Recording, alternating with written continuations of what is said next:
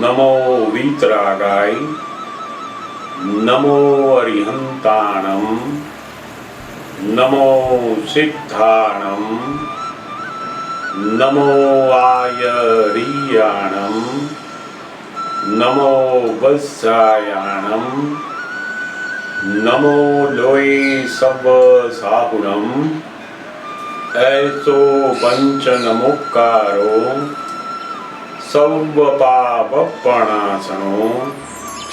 मंगलानं च सव्वेसिं पडवं हवै मंगलम्।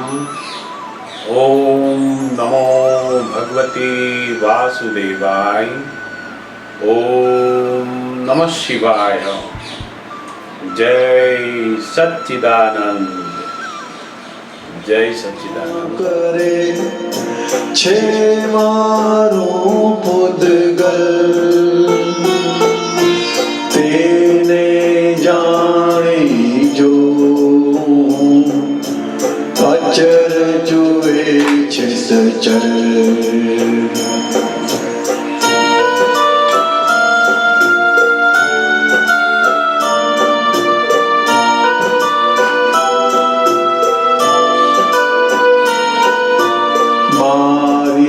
काया जो सवारथी शो करूं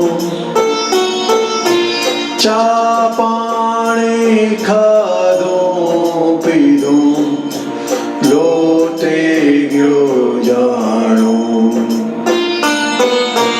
धंधा वक्ते गुस्सो चिड़ ते बधु हो जानो पण ते बधु अभिनय रूपे हूँ नथी परमाणु। प्रातः काळथी शू करे छे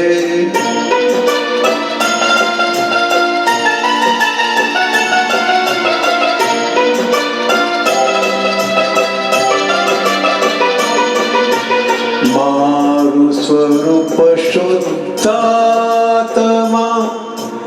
मारु न परमाणु देहादिथी भिन्न छो अन्वय गुणीय भय अवड़ा सवड़ा द्वंद्व मन तेने जानी जो महापुरुषार्थी पराक्रमी दाताग्नेयो जो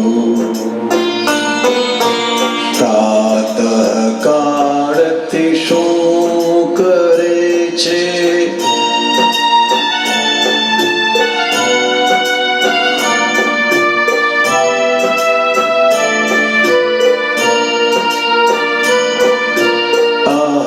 अहंकारने दम दीधो हेठो बेसी जा कषायने उपवास व्रत स्वरूप मासी जा प्राकृत सर्वे चढ़ उतर तेनो हूँ द्रष्टा अगुरु लघु स्वभावथी हूँ केवल ज्ञाता। प्रातः काळथी शू करे छे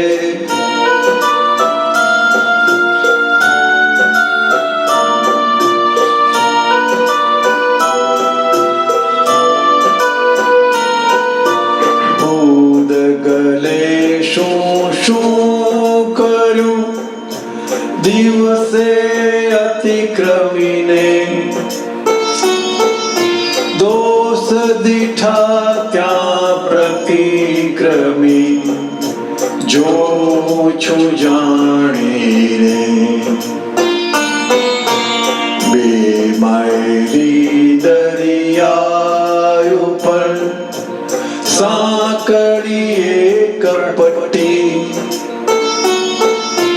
તે પટ્ટી પર ચાલતા રહી તે જાગૃતિ પ્રાતઃ કાળથી શું કરે છે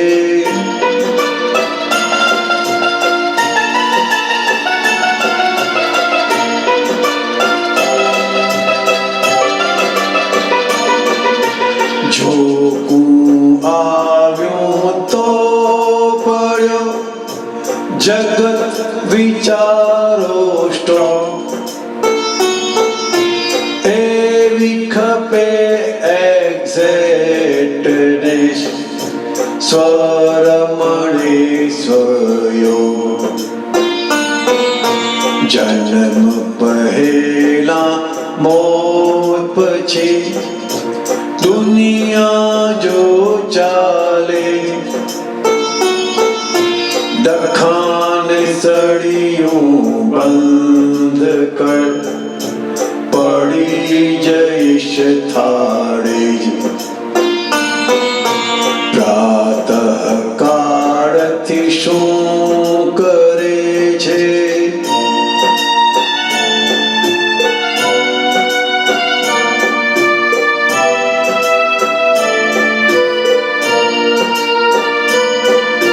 કરતા છે જે જાણે નહીં જાણે તે અકર્તા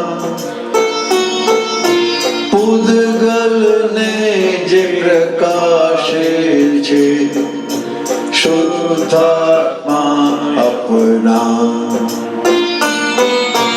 ઉપયોગ ખસવા દેવો નહીં જ્યાં આત્મા જાગ્રત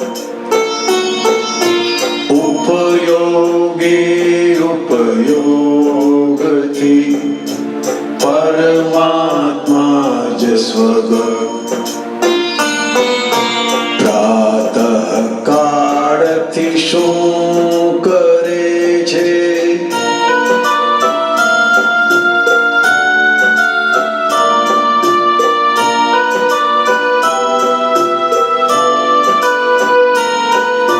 જે કાંઈ પણ બની રહ્યું ઠાર્યું એ જ કરેક્ટ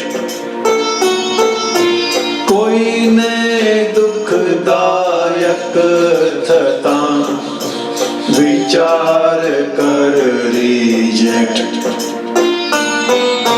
પૂદગલના સંયોગ પર કાબુ નથી કોઈનો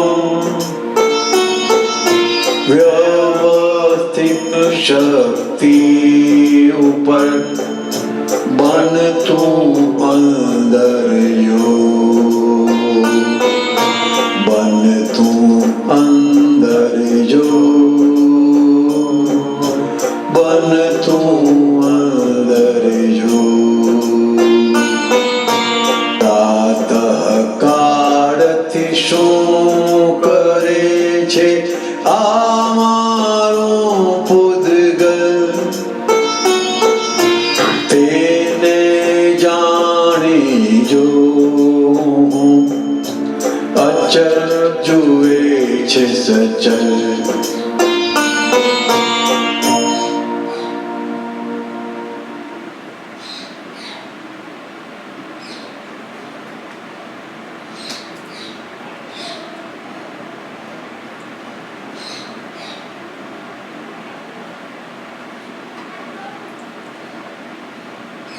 જય સચ્ચિદાનંદ જય સચ્ચિદાનંદ કબીરાજનું અદ્ભુત જ્ઞાન પદ સાંભળ્યું આપણે મોટા ભાગે જગતની અંદર બધા ભક્તિ પદો જોવામાં આવે જ્ઞાન વિશે, આત્મજ્ઞાન વિશે કોઈ પદ્યમાં લખવું એ તો બહુ જ મોટું ગજબનું આશ્ચર્ય છે. આ કાળની અંદર દાદા ભગવાનની અદ્ભુત કૃપા કવિરાજને કંઠે પ્રત્યક્ષ સરસ્વતી બિરાજે અને એક એક જ્ઞાન પદો એ લખાતા જાય. બહુ જ મોટું આશ્ચર્ય છે. આ ઇતિહાસની અંદર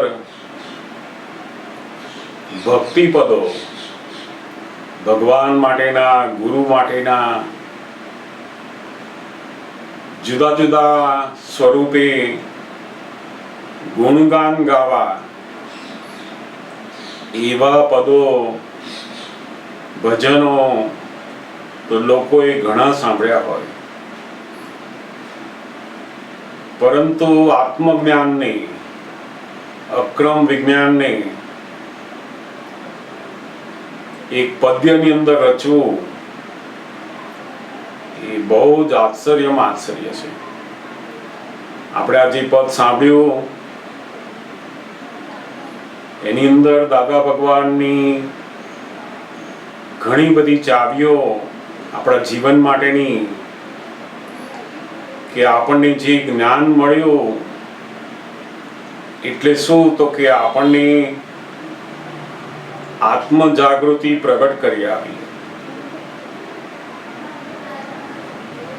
આપણને પહેલા પણ જાગૃતિ હતી, પણ એ જાગૃતિ વિનાશીમાં હતી. રોજ સવારથી સાંજ સુધી વિનાશીમાં ખોટ ના જાય એવી જાગૃતિ હતી આપણી. કેમ કરીને આપણા લોભને ખોટ ના જાય, આપણા માનને ખોટ ના જાય, આપણા અહંકારને બિલકુલ ખોટ ના લાગે, એવું વિનાશીની અંદર બધી જાગૃતિ વર્તી હતી. દાદા ભગવાને જ્ઞાન વિધિ દ્વારા આપણી વિનાશીની અંદર જે જાગૃતિ જતી હતી એ જાગૃતિને અવિનાશીમાં સ્થિર કરી દીધી. એટલે શું થયું, તો કે આખી વિનાશી ની અંદર જે જાગૃતિ જતી હતી એને જ સાચવતા હતા, એના બદલે આ વિનાશીની ડિવેલ્યુ થતી ગઈ અને અવિનાશીની વેલ્યુ વધતી ગઈ. આપણને હવે કોઈ અહંકારને નિરસ કર્યા લે, કોઈ અપમાન કરે, ના ગમતું કરે, ત્યારે વિનાશીની સાચવણી કરવા કરતા હવે જ્ઞાનની સાચવણી, અવિનાશીની સાચવણી આપણે કરવા માંડ્યા. એટલે કવિરાજે બહુ સુંદર આ એક અવિનાશી જાગૃતિનો એક ઉપયોગ આપણને બતાવ્યો. શું ઉપયોગ બતાવ્યો, તો કે પ્રાતઃ કાળથી મારું પૂતગલ શું કરે છે એ મારે જોયા કરવાનું છે.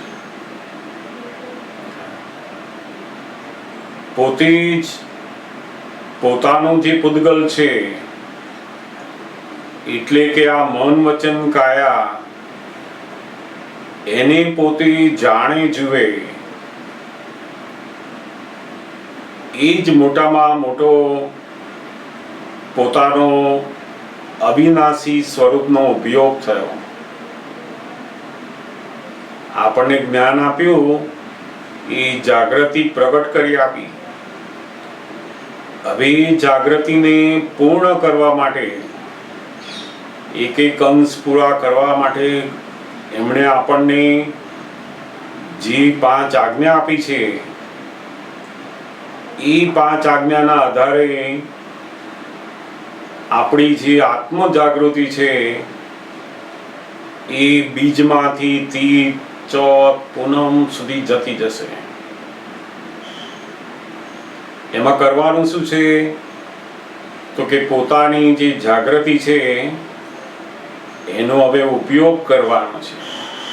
શું ઉપયોગ કરવાનો તો કે સવારથી ઉઠે ત્યારથી પોતાનું મન શું શું માંગે છે, બુદ્ધિ શું કામ કરે છે,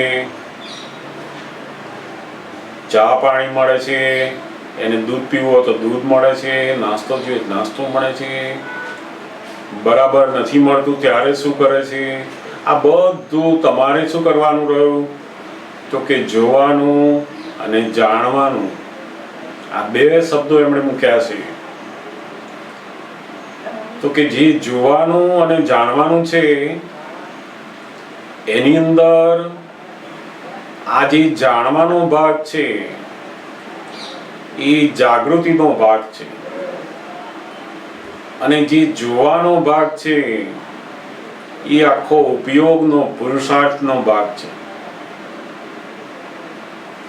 મોટા ભાગે આપણને બધાને શરૂઆતની અંદર જ આ જાણવાનો પ્રયોગ સહેજે બનતો હોય, પણ જોવાનો પ્રયોગ એ બહુ જ ઓછો બનતો હોય છે. કારણ કે આ જોવાની જે જાગૃતિ છે એ જેમ જેમ પોતાનો પુરુષાર્થ થતો જાય અને પોતાનો જે ભરેલો માલ છે એ બધો ખાલી થતો જાય એમ પોતાનો જોવાનો જે ઉપયોગ છે એ વધતો જાય. કોઈ પણ ક્રિયા બને છે, ખાવાની, પીવાની, બોલવાની, કામ કરવાની, ધંધા ઉપર જવાની, કોકની સાથે ચીડાઈ ગયા, કોકની સાથે સારું બોલ્યા, એ બધી જે બધી અસરો છે બધું થાય છે એ સચર ભાગમાં થાય છે. મનની અંદર જુદી જુદી અસરો થાય, પોતાના બુદ્ધિની અંદર અસરો થાય, વાણીની અસરોથી બીજાને પણ થાય ને આપણને પણ થાય. એ જે અસરવાળો આખો ભાગ છે એ બધો સચર છે. સચર એટલે રિલેટિવ, ટેમ્પરરી ભાગ. એ બદલાયા જ કરે. ઘડીક વારમાં કોઈની જોડે ચીડવાળો ભાગ નીકળે, ઘડીક વારમાં પાછો કોકની જોડે એકદમ આનંદવાળો ભાગ નીકળે, કોક વાર બહુ સરસ મનને ગમતું હોય એવું બધું મળ્યું હોય તેમાં ખુશવાળો ભાગ નીકળે. એ બધો જે ભાગ જેમાં છે એ સચળ છે. એ તો ટેમ્પરરી છે. એ થોડી વાર રહેશે પાછ જતું રહેશે, થોડી વાર રહેશે પાછ જતું રહેશે. અને એ બધાની જે જાણનાર છે એ પેલો અચર ભાગ છે, પરમેનન્ટ. એ જોનાર જાણનાર છે. ઘણી વાર બધા મહાત્માઓને આપણને થાય છે ને કે મને ફલાણું કામ કરતા હતા અથવા હું મારા કામમાં હતા ત્યારે મને આ શુદ્ધાત્માનું લક્ષ રહ્યું નહીં. એવી જે ખબર પડી એને જાણ્યું કહેવાય. એ જાણ્યું એ જાગૃતિના કારણે છે. આપણને જે જ્ઞાન પ્રાપ્ત થયું એનાથી જે જાગૃતિ ઉત્પન્ન થઈ એનાથી શું ખબર પડવા માંડી તો કે જાણપણું તરત શરૂ થઈ ગયું છે બધાને. મને આટલી વખત શુદ્ધાત્મા જોયા, 15 મિનિટ સુધી બરાબર મને શુદ્ધાત્મા જોવાનું ચાલ્યું અને પછી તરત જતું રહ્યું પાછું. તો કલાક સુધી મને યાદ નથી આવ્યું. હવે આ 1 કલાક સુધી યાદ ના આવ્યું, પેલું 15 મિનિટ જોયા, એ બધું કોને ખબર પડ્યું તો કે પોતાને જ અચર ભાગની અંદર જ આ બધું ખબર પડે છે. પણ એનો ઉપયોગ શું રહ્યો તો કે ખાલી જાણવાની અંદર જ રહ્યું. આ પેલું જોવાનું જે છે એ પુરુષાર્થ ત્યાં બાકી રહી ગયો. જોવાનો જે પુરુષાર્થ છે એટલે શું? તો દરેક ક્રિયા વખતે પોતે શુદ્ધાત્માની લક્ષ સાથે કરે. પોતે શુદ્ધાત્મા અને ફાઇલ નંબર 1 જે વ્યવહાર કરતી હોય એ બંને સાથે ચાલે. એને દાદા ભગવાન આ જોવાનો શુદ્ધ ઉપયોગ કહે છે. અને જ્યારે આ જોવું અને જાણવું એ બંને જો સાથે થાય તો જ એનું પરિણામ આનંદ આવે છે. આપણને ઘણીવાર એનો જે આનંદ હોવો જોઈએ હવે કેમ અટકે છે કે પેલો જોવાનો જે પુરુષાર્થ છે બાકી રહી જાય છે. જાણવાનું તો સહેજ જ બધાને આવે છે કે મને આજે આખો દિવસ કામમાં હતો એટલે હું બિલકુલ શુદ્ધાત્માનું ભૂલી ગયો, ફાઇલે ભૂલી ગયો, વ્યવસ્થિત ભૂલી ગયો, બધું ભૂલી ગયો. એમ પછી ઘરે આવ્યો ત્યારે મને યાદ આવ્યું. તો એ જે ખબર પડી એ પેલી જાણવાની જે જાગૃતિ મૂકેલી છે એનાથી ખબર પડી. જાણવું એ જ્ઞાનીની કૃપાનું ફળ છે. એમાં આપણો કોઈ પુરુષાર્થ નથી. જેને આ જ્ઞાન વિધિ નથી, પોતે પોતાના સ્વરૂપનું ભાન નથી થયું, એને તો આ જાણપણાની જાગૃતિ જ ઊભી ના થાય. આપણને તો હવે આ જાગૃતિ ઊભી થઈ કે ઓહો મને અહીંયા વ્યવસ્થિત રહ્યું, અહીંયા ના રહ્યું, આ જગ્યાએ મેં શુદ્ધાત્મા જોયા, આ જગ્યાએ ના જોયા, એ બધું ખબર પડે છે. એ ખબર પડે છે શું છે? તો કે આપણને જ્ઞાની પુરુષે જે જાગૃતિ આપી છે એ જાગૃતિ જાણવાના ઉપયોગમાં કામ કરે છે. આપણો જે જોવાનો જે પુરુષાર્થ છે એ બાકી રહે છે. એટલે દાદા ભગવાન આપણને શું કહે છે? તો કે હવે તમારે તમારો જે શુદ્ધ ઉપયોગ છે જોવાનો એનો પુરુષાર્થ શરૂ કરો. અને એના માટે આપણે શું કરવું જોઈએ? તો કે એનો અભ્યાસ કરવાની જરૂર છે. આખું સંસારની અંદર આપણને જે અભ્યાસ પડેલા છે કે આપણે હસબન્ડને જોઈએ એટલે તરત થઈ જાય કે આ મારા હસબન્ડ છે. એનું કારણ શું? તો કે આપણે એનો અભ્યાસ કરતા કરતા કરતા કરતા એટલા બધા આંટા વીંટી દીધા કે એ અધ્યાસ થઈ ગયો છે. અધ્યાસ થઈ ગયો એટલે શું થયું? તો કે સહજ થઈ ગયું છે. હવે આજે આપણને જે જ્ઞાન મળ્યું એની અંદર આપણને ખબર પડી કે આ હસબન્ડ છે બાય રિલેટિવ વ્યૂ પોઈન્ટ છે અને રિયલ વ્યૂ પોઈન્ટથી શુદ્ધાત્મા છે. એટલે આપણે અભ્યાસ શેનો કરવાનો? કે પેલું શુદ્ધાત્મા જોવાનું. આપણે બહાર નીકળ્યા તો દાદા ભગવાન શું કહે છે? તમારે નક્કી કર્યું કે મારે આ 5 આજ્ઞા પાડવી છે તો એની અંદર તમારે ઉપયોગ મૂકવો પડે. ઉપયોગ એટલે શું? તો કે આપણે બહાર નીકળ્યા, કોઈ જગ્યાએ કશી વસ્તુ ખરીદવા ગયા, એ ખરીદતા પહેલા રસ્તામાં જતા જતા જતા જેટલા માણસો મળે છે દરેકની અંદર શુદ્ધાત્મા જોતા જાઓ. ગાય મળી, શુદ્ધાત્મા જુઓ, ઝાડ પાન જોયા, શુદ્ધાત્મા જુઓ, કૂતરું જોયું, શુદ્ધાત્મા જુઓ. એ શુદ્ધાત્મા જોવાનું ચાલુ રાખવાનું. એ અભ્યાસ કરવાની જરૂર છે. અને જેમ જેમ જેમ જેમ એ અભ્યાસ વધતા વધતા વધતા એનો અધ્યાસ થઈ જશે ને પછી શું થશે? તમે જેવું જોશો ને જેમ તમને પેલા હસબન્ડ દેખાય છે એવું તરત શુદ્ધાત્મા પણ દેખાશે. બે સાથે થઈ જશે. પછી આપણે અત્યાર સુધી ફક્ત મારા હસબન્ડ છે, મારા વાઈફ છે, આ ડોક્ટર છે, એન્જિનિયર છે, એક જ વસ્તુ દેખાતી હતી. કારણ કે એનો અધ્યાસ થઈ ગયો છે. એટલે રોજ જે સવારથી ઉઠે ત્યારથી એને શું કરવાનું? તો કે આજ્ઞાનો અભ્યાસ કરવાનો છે.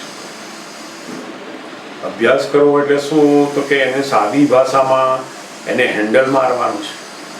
આપણે હેન્ડલ મારવાનું કે આની અંદર જાઓ, આ રિલેટિવ એટલું જો કરો છો, શુદ્ધાત્મા જુઓ કહીએ. આપણો દીકરો હોય, દીકરી હોય, મધર હોય, બધાની અંદર આપણે શું કરતું જવાનું? આપણા કામવાળા હોય તો દરેકની અંદર આપણે શુદ્ધાત્મા જોતા જવાનું, અને જોડે જોડે જે ફાઇલ છે એનો નિકાલ કરતા જવાનું છે. પહેલા શું કરતા હતા? તો કે આપણને કામની એટલી બધી પડેલી હતી, એટલે કામની અંદર ઉપયોગ જતો રહેતો હતો. મારે બહુ મોડું થઈ ગયું, આ વહેલા આવશે તો સારું, આ મોડા આવ્યા તું કામ કરી દે, આમ એની પાછળ એટલા બધા આપણી જાગૃતિને મૂકી દેતા હતા ત્યાં. હવે ધીમે ધીમે એનો અભ્યાસ ઘટાડી અને આનો અભ્યાસ વધારો. એ પહેલા શુદ્ધાત્મા જોઈ લો ભાઈ, રિયલ રિલેટિવ જોયું પછી બધું આગળ કામ કરો. જેવું આપણે નક્કી કર્યું ને કે એની અંદર શુદ્ધાત્મા, પછી પેલું ફાઇલો નિકાલ કરો. એટલે જેમ જેમ આપણે આ આજ્ઞાનો અભ્યાસ કરતા જઈશું એમ આપણું શુદ્ધ ઉપયોગ, આ જોવાનો જે પુરુષાર્થ છે એ વધતો જશે, વધતો જશે, વધતો જશે. મોટામાં મોટી જે ખામીઓ છે ક્યાં છે? તો કે આપણો અભ્યાસ ખૂટે છે.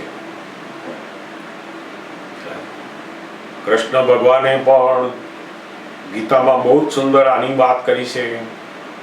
એમાં પણ અર્જુનની એ જ વાત કરતા હતા કે અનાદિકાળથી તારો જે ઊંધો જે અભ્યાસ છે કે આ મારા ગુરુ છે, આ મારા દાદા છે, આ મારા ભાઈઓ છે, એ અભ્યાસ તું છોડીશ અને એની અંદર તું આત્મ જોઈશ, મારું સચ્ચિદાનંદ સ્વરૂપ તું જોઈશ, ત્યારે ઉકેલ આવશે. હવે એ જે વાત કહી કે તું અભ્યાસ કર, તો આજે કૃષ્ણ ભગવાનની જે વાત છે એ વાતને લોકોએ કેવી રીતે લીધી? તો કે બધા પેલો ગીતાનો અભ્યાસ કરવા માંડ્યા. જ્ઞાની પુરુષે શું શેનો અભ્યાસ કરવાનો કહ્યો? કૃષ્ણ ભગવાને શેનો અભ્યાસ કરવાનો કહ્યો? તો કે આત્મા જોવાનો અભ્યાસ કર. અમારા ભાઈ દેખાય છે, અમારા દાદા દેખાય છે, અમારા ગુરુ દેખાય છે, એ અધ્યાસને તોડતું પોતાની જે ઊંધો અધ્યાસ પડી ગયો છે એને તોડવાનો છે. આપણે શું કરવાનું? મારો દીકરો છે, મારો દીકરો છે, એ તોડવાનો છે. નો તારો દીકરો, આ તો રિલેટિવ છે કહીએ. એ તો ખરેખર કોણ છે? શુદ્ધાત્મા છે. અને આ દીકરો તો ફાઇન છે કહીએ. એટલે જેમ પેલો ઊંધો જે અધ્યાસ બેસી ગયો છે એને તોડવાનો છે. તે કૃષ્ણ ભગવાને આ સંસારનો અધ્યાસ તોડવાનું કહ્યું તો લોકો પેલો ગીતાનો અભ્યાસ કરવા બેસી ગયા. એવું આપણે પણ એવું થાય. ઘણી વાર આપણને જે 5 આજ્ઞા આપેલી છે એ 5 આજ્ઞાના અભ્યાસના બદલે આપણે ઘણીવાર આપતાવાણીનો અભ્યાસમાં બહુ ઊંડા ઉતરી જઈએ, ઘણીવાર કોઈ વિધિમાં ઊંડા ઉતરી જઈએ, કોઈ ગાવામાં ઊંડા ઉતરી જઈએ, કોઈ સત્સંગમાં, કોઈ સેવામાં એટલા બધા ઊંડા ઉતરી જઈએ કે ખરેખર જે આપણે પેલો અભ્યાસ પેલાનો કરવાનો હતો એના બદલે બાજુએ જતું રહે. અને અભ્યાસ શેનો થઈ જાય? તો કે આ બધી બહારની ક્રિયાઓ. એટલે બહુ જ સમજવા જેવું છે આ, કે જેમ પેલાની અંદર કૃષ્ણ ભગવાનનો જે મર્મ છે એવું દાદા ભગવાનનો જે મર્મ છે એ આમાં સમજવા જેવો છે કે અભ્યાસ શેનો કરવાનો છે? તો કે આ રિલેટિવ રિયલ વ્યવસ્થિત એનો અભ્યાસ કરો. આપણે આ સેવા કરવાનો, સત્સંગમાં જવાનો, આખો દિવસ વિધિ બોલવાનો, એ તો બધા સાધનો છે, એનો અભ્યાસ કરવાનો નથી. એ તો જ્યારે આપણને એવી અનુકૂળતા આવે ત્યારે એમાં લઈ જવાના. પણ ત્યાંય અભ્યાસ એનો કરવાનો છે તો કે પેલું રિયલ અને રિલેટિવ. આપણે કોઈ વ્યવહારના પ્રસંગમાં ગયા કે સત્સંગના પ્રસંગમાં ગયા, પણ અભ્યાસ એનો કરવાનો તો કે રિયલ અને રિલેટિવ.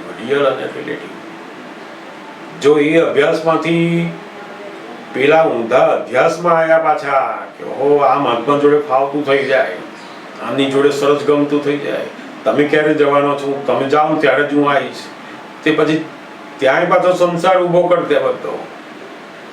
એનું કારણ શું? તો કે અનાદિથી સંસારનો અધ્યાસ થયેલો છે. અને દાદા ભગવાન એ આપણને તોડવાનો કે છે કે આ તોડવા માંડો એને. એટલે જેમ જેમ આ સંસારનો જે અધ્યાસ છે એને તોડે એમ પોતાનો આ જોવાનો જે ઉપયોગ છે એ સ્થિર થતો જશે. જેમ મનની અંદર વિચાર આવે, મનની જુદી જુદી અવસ્થાઓ આવે, એ દરેક મનના પર્યાયો વખતે પોતે એને જુએ કે આ વિચાર આવ્યો એ મનની એક અવસ્થા છે, એમાં જે ગમતી અવસ્થા હોય, ના ગમતી પણ હોય, મીઠી અવસ્થાઓ પણ આવે ને કડવી અવસ્થાઓ પણ આવે. બંને અવસ્થાઓને પોતે જુદો રહીને જોયા જ કરે તો એ બહુ જ મોટો પુરુષાર્થ શરૂ થયો. નહીં તો શું થાય છે કે ગમતી અવસ્થા આવી કે એની અંદર એ તણાઈ જાય છે, અને ના ગમતી આવે લાઈ બળે ત્યારે પાછો એ ન્યાયક ભાવમાં જવા માંગે છે. ખરેખર પેલો જોવાનો જે ઉપયોગ છે એ બરાબર થતો નથી. જેમ ડોક્ટરે આપણને કહ્યું હોય કે ભાઈ જમણા હાથે જમતા નહીં, આપણને વાગ્યું હોય જમણો હાથ બાંધ્યો ને એમણે કહ્યું કે હવે આ હાથનો ઉપયોગ નહીં કરવાનો હમણાં મહિના સુધી. તો આપણે સાંભળ્યું ઘરે જઈએ પણ જેવું કોઈ કામ કરવા જઈએ એટલે પહેલા કયા હાથ વપરાય? કે જમણો હાથ વપરાઈ જ જાય. કેમ? તો કે પેલો અધ્યાસ છે, એ અધ્યાસના કારણે આ થાય છે. હવે જેમ જેમ એ અધ્યાસ તોડવાનો કે ભાઈ જમણો હાથ બિલકુલ લેવાનો જ નથી, એટલે એની મેળે બીજો અભ્યાસ શરૂ થશે. મૂળ પેલો અભ્યાસ છે તોડવાનો છે.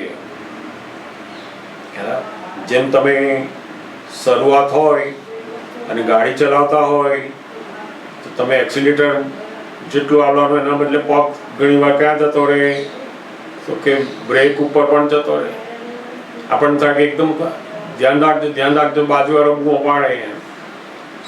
એટલે શરૂઆતમાં શું થાય? પેલો ગભરાય અને એનો પગ આમથી આમ જતો રહે. એનું કારણ શું? તો કે હજુ એ પોતાનો જે અભ્યાસ છે એ કરી રહ્યો છે. જેમાં બેનો રસોઈ શીખતા હોય રોટલી બનવા આપે ને, પહેલી રોટલી બનાવતી કેવી બને? ગમે તે દેશનો નકશો બની જાય એકદમ. પછી ધીમે ધીમે એ અભ્યાસ કરે, રોજ બનાય એમ કરતા પછી બને ને એકદમ સરસ ગોળ પાતળી બધું કરી શકે. તેને શેનાથી આવડી? આ બધું આખું સરસ શેનાથી થયું? તો કે પેલા અભ્યાસથી થયું છે. જેમ જેમ અભ્યાસ રોજ સવારથી શુદ્ધાત્મા જોવાનો, વ્યવસ્થિત સમજવાનો, એનો અભ્યાસ કરવાનો છે. જેમ જેમ એનો અભ્યાસ વધતો જશે એમ પછી એ સહજ થતું જશે. એટલે મને જે આજે પ્રશ્નો આપ્યા છે એમાં પણ મોટાભાગની વાતો એ આના વિશેની જ છે. હું એમના પ્રશ્નો પણ વાંચું. પહેલો એમનો એક પ્રશ્ન છે કે જ્યારે સત્સંગમાં હોઈએ ત્યારે હું શુદ્ધાત્મા છું એવી બધી જાગૃતિ રહે છે, પણ પાછું ઘરે જઈએ વ્યવહારમાં એટલે બધું ભૂલાઈ જાય છે. તો શું કરવું? આવું કેમ થાય છે? એમ કે એટલે મોટા ભાગની અંદર શું છે તો કે વ્યવહારની અંદર તમે જાઓ ત્યારે તમારા જે હિસાબો છે, બધા કર્મો છે, એનો જે ઉદય આવે ત્યારે આ જાગૃતિ ક્યાં જતી રહે છે? તો કે પેલા ઉદય કર્મોની પાછળ જતી રહે છે. હવે એવું કેમ થાય છે? તો કે આ તમને જે જ્ઞાન મળેલું છે એ બધું કર્મો ખપાયા વગર મળેલું છે. એટલે જ્યારે વ્યવહારનો બધો કર્મના ઉદય આવે, બધી ફાઇલોના, ત્યારે થોડાક સમય માટે પોતાની જાગૃતિ પેલા કર્મોની પાછળ જાય છે. પણ જેમ જેમ તમે આ કર્મો ઓછા થતા જ જશે એમ જાગૃતિ પછી આગળ આવવા માંડશે. જેમ બહુ જ જાડું સ્ટીલનું પતરું હોય ને એમાંથી આપણે પ્રકાશને પસાર કરવો હોય તો ના થઈ શકે ને. પણ ધીમે ધીમે પાતળું થતા એકદમ જારી વાળું કપડું થઈ ગયું, કાણા વાળું થઈ ગયું, તો બધો પ્રકાશ પાછો આવતો થઈ જશે. પ્રકાશ તો આવે જ છે, પણ પેલું જે આવરણ છે, બધા કર્મોના હિસાબો છે, એના કારણે આપણને આ જાગૃતિ એટ એ ટાઈમ બહુ રહેતી નથી. એટલે એમાં ગભરાવાનું નહીં. એ જાગૃતિ જતી રહેતી નથી. આપણને ખબર પડે છે ને કે આ વ્યવહારની અંદર હું ઘરે ગયા અને બધું કામકાજમાં પડ્યો ત્યારે મને શુદ્ધાત્માનું ના રહ્યું. એ ખબર પડી, એ જ બતાવે છે કે તમે જાગૃત છો. પેલું જાણવાનું જે ભાગ છે એમાં જાગૃત છો તમે. જેમ જેમ તમે સત્સંગમાં રહેતા જશો, આજ્ઞાનો અભ્યાસ થતો જશે, એમ પછી વ્યવહાર સાથે પણ રહેશે.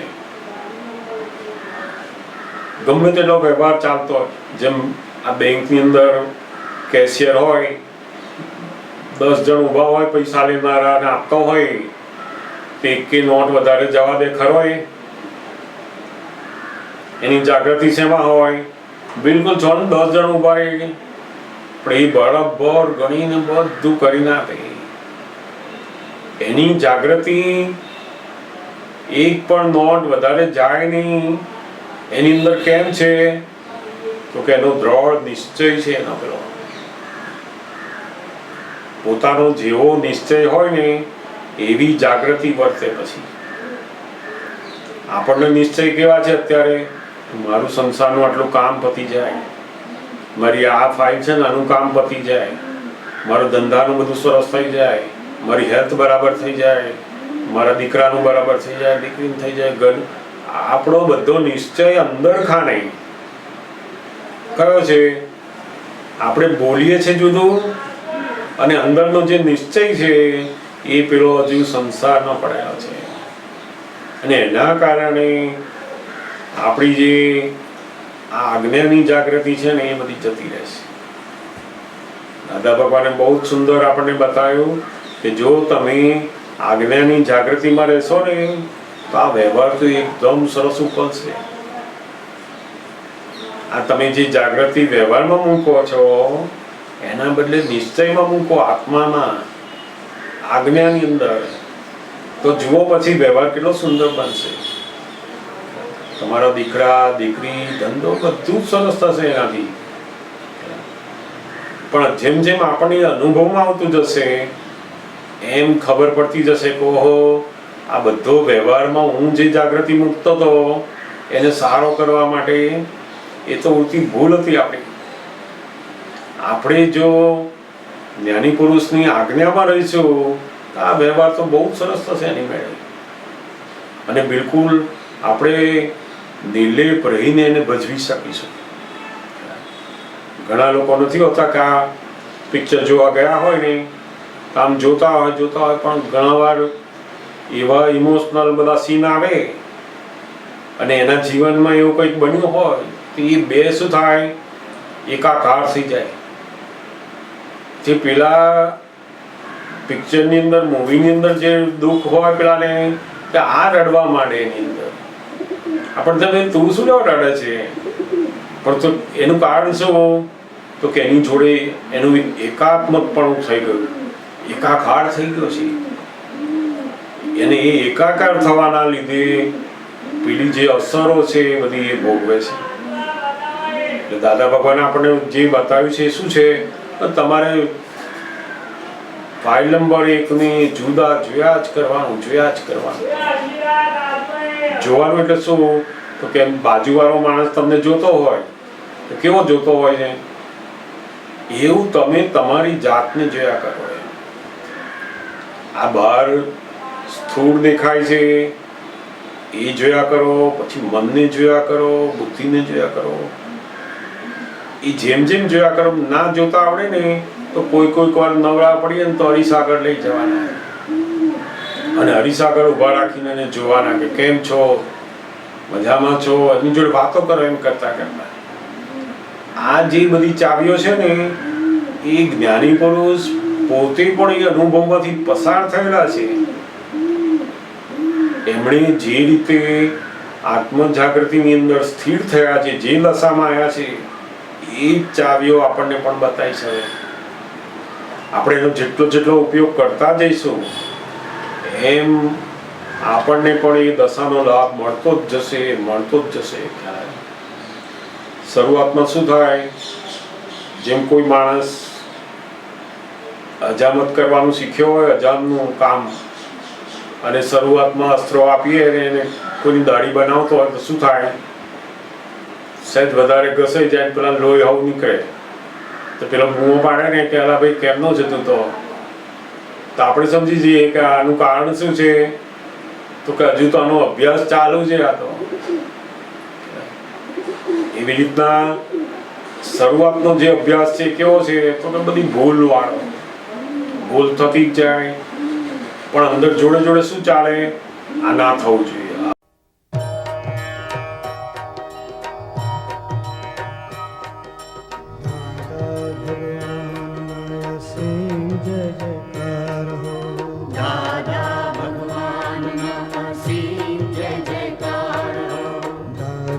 ભગવાન અસીમ જય જયકાર.